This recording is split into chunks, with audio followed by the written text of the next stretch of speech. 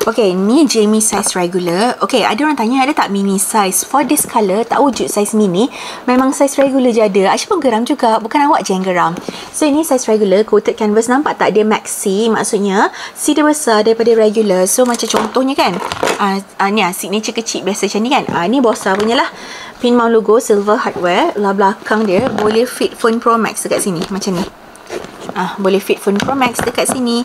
Lepas tu untuk crossbody strap dia pakai smooth leather adjustable, tapi tak boleh detach lah.